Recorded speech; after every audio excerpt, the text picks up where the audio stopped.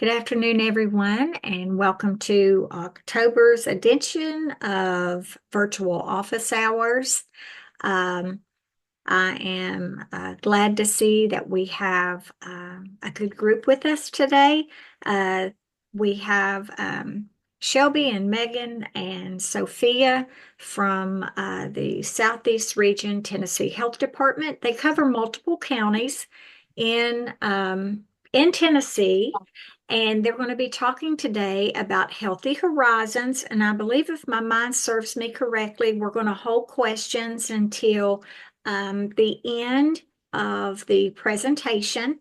And if you want to put questions in the chat box, I can take note of those too, and I can uh, open that up at the end and go over that as well. But I'll go ahead and turn it over to these lovely ladies, and I'll let you guys introduce yourselves and anything else you guys want to say before we get started. All right. Thank you, Sheila. Like Sheila said, we're from the Southeast region of the Tennessee Department of Health, and the Southeast region is comprised of the 10 counties surrounding Hamilton County, which is where Chattanooga is located. So we have the 10 counties that form like a horseshoe around Hamilton County. I'm Shelby Stansel. I'm the health educator for McMinn County and Polk County. And I'm going to let my coworkers introduce themselves. Sophia. Hello, everybody. My name is Sophia Leon Meza. I am the Assistant Health Promotion Director here for the Southeast region. And then I also do the public health educator job in Franklin County. Hello. Can you hear me? We can. Okay. Sorry. Okay, hello. My name is Megan Ballou. I am the health educator for Meigs County and Ray County. All right. So we are going to talk about Healthy Horizons. So what is Healthy Horizons? It is a one-day educational field trip and a fun outdoor event for elementary students. Our goal is to focus on all aspects of health and living a healthy lifestyle. And while we are doing this, we are able to address diabetes, obesity, heart disease prevention, also how to have better mental health, better dental health, all of the aspects of health. So the students rotate through stations every 15 minutes. They're always moving, not much sitting down. And we have found that Healthy Horizons is best for third, fourth, or fifth graders. So we can't do this by ourselves as a single person. So we rely heavily on our health council members, our UT Extension agents. Coordinated School Health is probably the biggest partner here since we are working with students from the schools, EMS, and other health department employees. And this is just a small sample of our partners that we work with.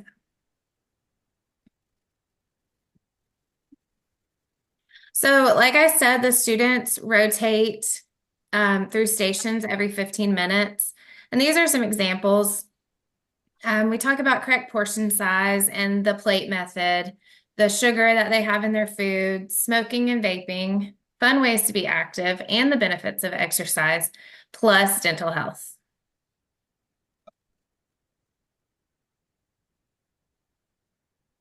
With the plate method, we are talking about my plate and the 5 categories that make up my plate. So fruit, vegetables, protein, grains, and dairy.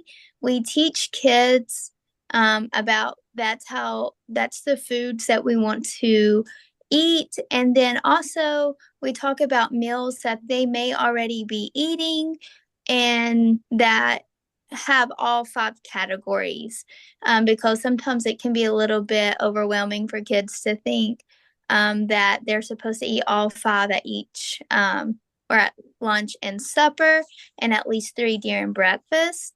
And then we play a game, and the game is a relay game where students are divided up in teams of up to 5 players. It can be less than 5 players per team.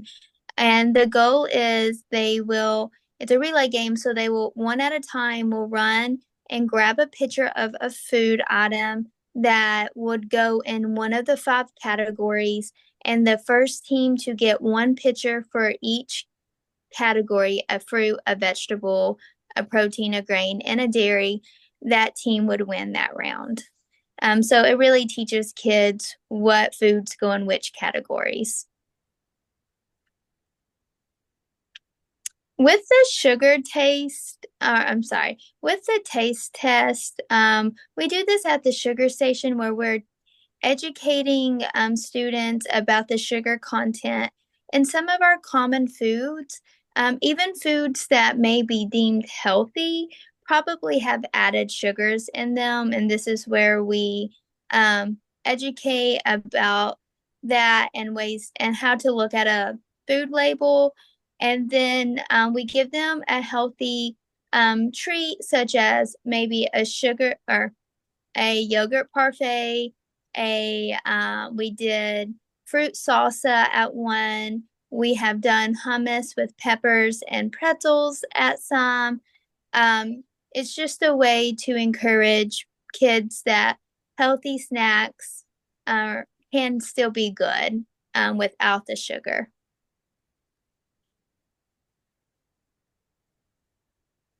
One of our other stations is our vaping and smoking station. And this is really important because vaping is a lot of teens and young adults and even elementary school students see vaping as trendy and what can make them popular. So we need to educate them. And we do that by telling them the dangers of vaping and smoking, telling them what can happen, what will happen. We have a lot of visuals, and we have this scroll that you roll it out and it is so long, and it lists all of the ingredients in a vape. And then we have different items from around the house that have the same ingredients, like bleach or hairspray or just a lighter for the lighter fluid. All of the different ingredients that you would see in a vape, we give more of a visual of what those items really are. And then one of the activities that we do at this station is we help the students see what it would be like to have limited lung function from smoking or vaping. So what they do, you can see in this picture, they have a straw in their mouth and they're holding their nose, and they are trying to breathe through that straw, and that simulates, not being able to get a good deep breath and what it would feel like. And a lot of them tell us that their chest is burning, or they start to feel panicky because they aren't able to get a good breath. And sometimes we take it a little bit further, especially if they're like, oh, it's fine, I'm breathing normal. We can take it a little bit further and have them do that while they are exercising, maybe doing some squats or some jumping jacks or something like that. And then we talk to them about, the sports that they like to play. Do you play football? Do you play soccer? Do you like to be active? Well, think about if you had to breathe through a straw every time you wanted to be active, how that would make your body feel.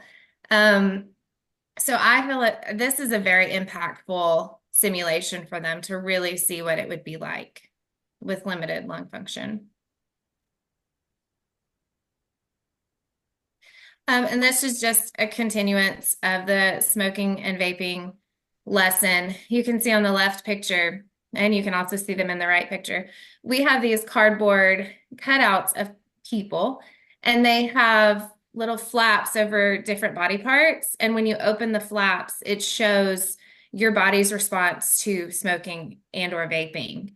So the boy on the left, if you were to open his mouth, you can see that he has mouth damage, cancer, most likely. And then it continues down into the stomach, the hands, the eyes, all of it. You can see the throat. So it's just a good visual. And you can see on the table in the right picture, all of the items out on the table. Okay. And then we also have fun activities with the kids. So all the counties do things a little bit different because we try to focus on, what works best for our students and for our counties. So throughout the next couple of slides, you will see various pictures. of different activities that go on in all the counties that do Healthy Horizons. And there are things in here like Tai Chi, dance, Zumba, yoga, relay races, and more. On this slide, on the left side of the picture, you can see students are doing Zumba. And then on the right side, this is actually a picture of we partner with the UT Extension agent in one of our counties, and she's teaching the students how to do Tai Chi / martial art movements. And these are more activities continued. So when planning these, like I mentioned, when I'm planning these activities, we focus on picking the ones that work well for our students and our community. These two pictures right here are from relay races, and the kids get so into these. These are the loudest stations all the time because they are always competing against each other, or they may say, oh, let's compete against this other school. In my county, I have had to repeat relay races at the very end because they want to compete against so-and-so school, so their friend's school. So this is a really fun way to keep them active and also learning about the importance of physical activity. Okay, and then this one is in Grundy County, where we invite the local Parks and Trail committee to come and do like a orientation for these kids. And they talk to them about various trails in the county. They talk to them about local parks, local playgrounds that they can go with their families over the weekend or on their spare time, with the focus of keeping the students motivated to go out and be outside versus inside. And of course, keeping them physically active.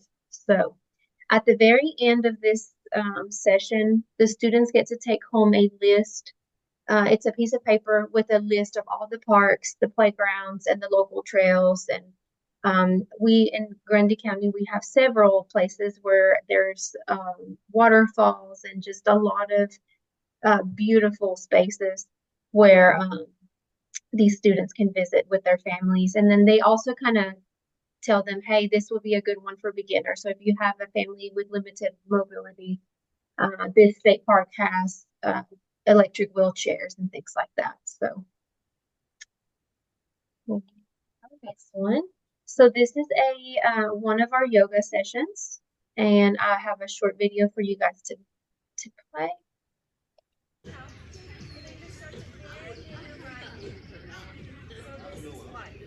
Look, where are we going next? Warrior 2? Yeah? So just open your heart, open your arms. Warrior 2, right? Bend in your front knee. Keep your arms long and straight. Now flip your front palm. Peaceful warrior. Stay deep in your right knee. Lift your arm up and over. So this lady in the blue is Jackie. She is one of our office supervisors or office manager in one of our counties, and she actually does teach yoga on her spare time. So she helps us with these sessions in some of our counties. And it's really nice to include staff from the local health departments because I feel like it gives them a little bit of a break from their day-to-day activities. So we try to include them in these events, and we always try to keep everything fun, not only for the kids, but also for staff members.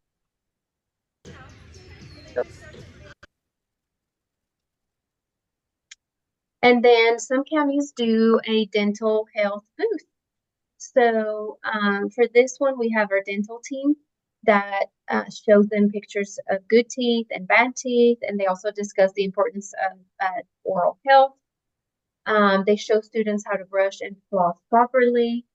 They discuss regular dental visits, making sure that students are going to see their dentist at least twice a year. They also discuss nutrition with, what foods are good for your teeth, what foods are bad for your teeth. And then at the very end of the educational session, the students get to go home with a brand new toothbrush, floss, and toothpaste. They give them like a little sample of each. And then this activity, they actually put some stuff on the glove, and then they let another student kind of like brush off um, the nasty stuff. And then they also do like flossing. So they get to learn, but they also get to do hands-on stuff so that they learn about the how to clean your teeth properly and that good stuff.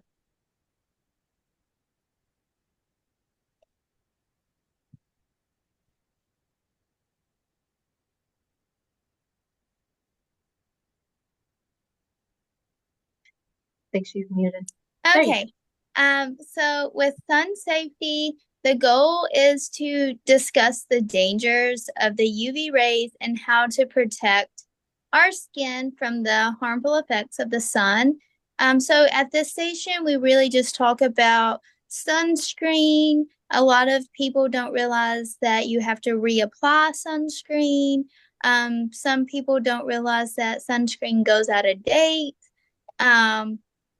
So we talk about all of that stuff, but we also talk about other ways to play outside safely without sunscreen, such as wearing long sleeves, wearing hats. And it's really, we have these sun beads that they're clear, but whenever they are exposed to UV lights, the beads turn a color. And it's really interesting to see the students whenever it's a cloudy day and they think, oh, the sun's not out, and the beads have changed colors. Students get to really learn that just because it's a cloudy day doesn't mean that the UV rays are not going through the clouds. So a lot of students don't know that. And then they make a bracelet with the sun beads. And so every time the bead is a different color, they know that, oh, I should either be wearing a long sleeve shirt, a hat, and some sunscreen.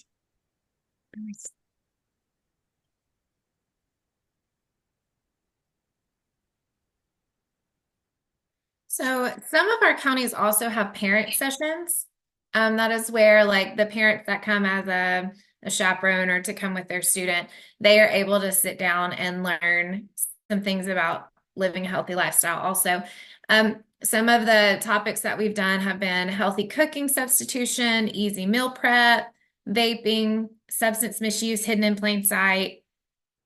And some of our counties have done many other topics. It's really anything that would relate to health and adults, parents. So I think the next slide, yes, this is Chef Clyde. He is a classically trained chef that now teaches at one of our high schools, and he teaches students how to cook. But also he does a really great job of showing parents that they can use everyday foods that are easy to get, but make them into a really healthy, delicious meal. And he does a wonderful job of doing a food demonstration. And then he also shows them how quickly they can make healthy food.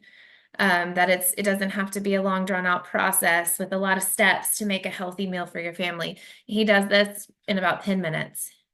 He does a really great job.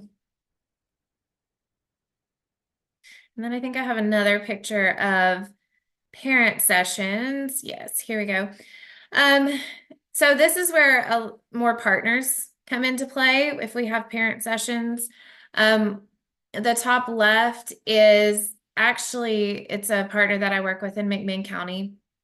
And they're talking to the parents about how to have healthy relationships, but also teach your children about healthy relationships and how that all fits into your whole, mental well-being, your entire health, Also, the ones on the bottom are some of our coworkers, and they are talking about sugar and how sugar reacts to your body, or how your body reacts to sugar, and we need to limit it as much as possible. So this is really where a lot of partners come into play. I don't know if there's another parent picture. So before questions, I do want to just reiterate that all of our counties that do Healthy Horizons do it differently. We have all figured out what works for our communities, what doesn't work, what station topics are important for that year. And we might notice after speaking with coordinated school health that one topic really needs to be addressed. So we can shift our main focus every year to make it really fit with what is going on in our community. So just because it works for me in my county doesn't mean it's going to work the exact same way for Sophia or Megan. So we've really just figured out what works for our community. So are there any questions?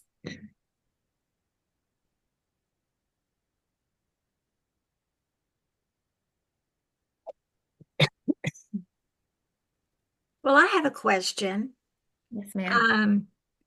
I may have missed it at the beginning, but how many years have you guys been implementing this Healthy Horizons? Because I recall way back when Marie and I attended, one of my colleagues who's now retired, we attended one of those Healthy Horizons, and that is a huge undertaking. It's a huge event.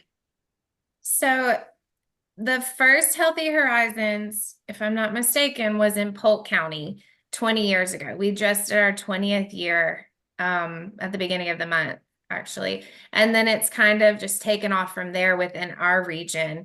Just McMinn County, this is our second year. Okay. So but I know Sophia's counties have been doing it a lot longer, and Megan's have too. So it's 20 years ago was the first one in the Wow. Southeast region, and it's just kind of spread since then.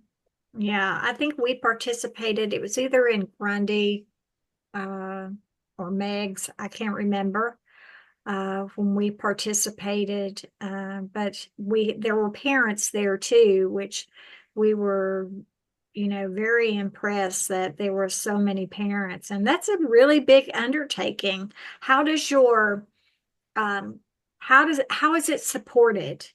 Because I know funding has to be involved in some way, shape, or form, and volunteers and things like that. So in my counties, we have our local food bank that helps us with like fruits and vegetables, what they have. And the UT Extension has also been a great partner. It's been awesome to partner with them because they are able to do stuff related to nutrition.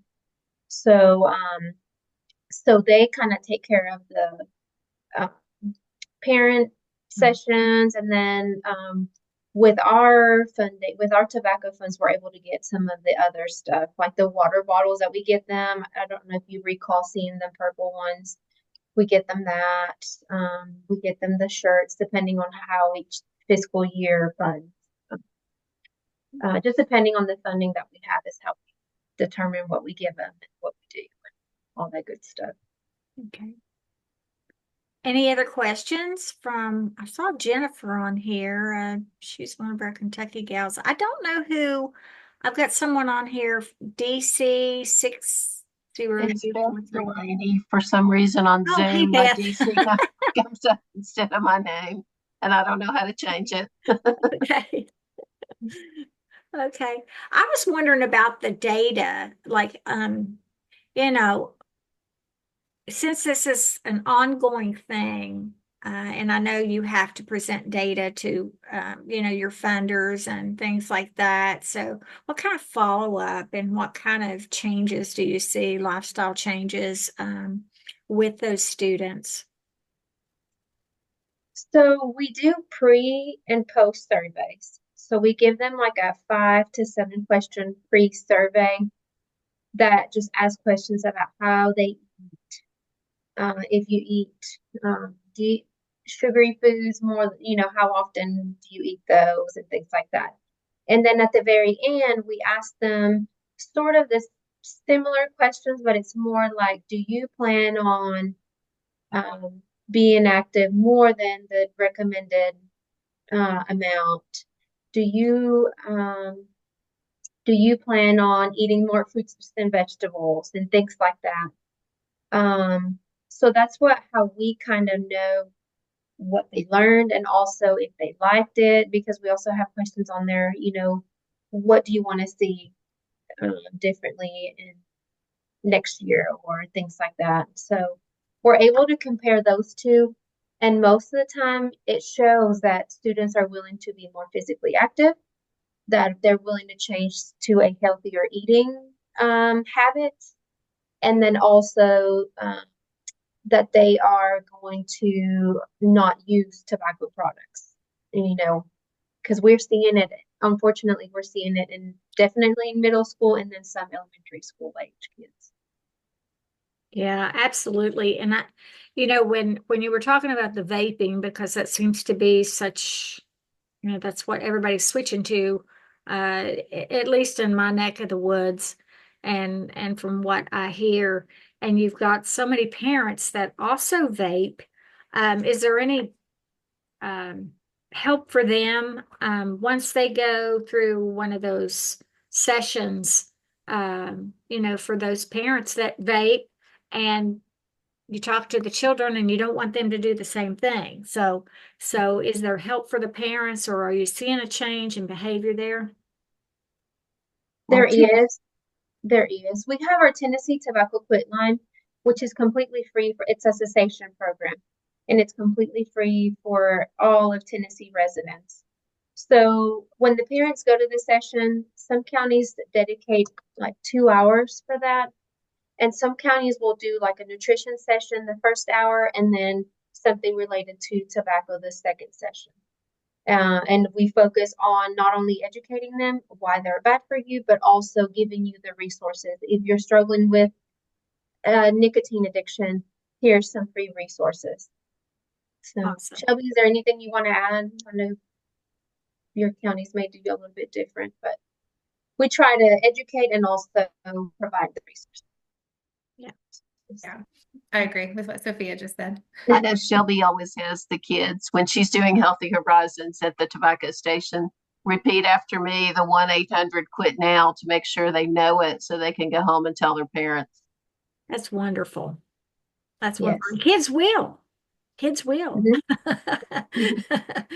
They certainly will. And also, I do want to add also that our Quit line, since January of this year, they started serving youth 13 and older with the parent permission. Wow. Because they're seeing it more, we're seeing it more and more in younger Yes. adults or youth. So they want to make sure that the help is available for 13 and older. That's wonderful. I wonder if there are any other statewide quit lines that have done that. Do you all know if there's any bordering states that have taken on that for help with 13-year-olds? And I'm not sure, Sheila, but I'm sure we can definitely research that, and there's yeah, got something, because it's an issue nationwide. Does yes. Truth Initiative have Text to Quit? I think they've got that. Okay. Yeah, I'll make note of that because I'm curious myself. From time to time, we not only are coalitions, but we work with, partnering agencies, state agencies and things. And I just, that's something I haven't heard of, but that doesn't mean it doesn't exist. And that's something I would really like to find out myself. Yes, I'm going to make note of that. You guys did a great job. Thank you so much. I wished I had more people on, but like I said, you just never know. But I do know that a lot of people, view it later. And what I'll do, if you guys don't mind, is I'll share your email addresses if there's any specific questions or anything like that. I'll do that in the email that I'll send out once the recording is downloaded and ready for it to be set out, and we'll go from there. And if there's any resources or anything you guys want to pass along to me, if you would too, if you with your permission, if you guys could send me a copy of the PowerPoint. It can be in a PDF. 'Cause sometimes it's kind of hard to send, but just send me that, and I'll shoot that out in the email as well with the recording, and we'll just kind of wrap it all together. Sounds good. All right. Well, I truly appreciate you guys, and I hope you guys have a wonderful, wonderful weekend, and rest of October. Enjoy the leaves. It's so pretty outside. Thank you, Sheila. Thank You you. bet. All right. Thank you.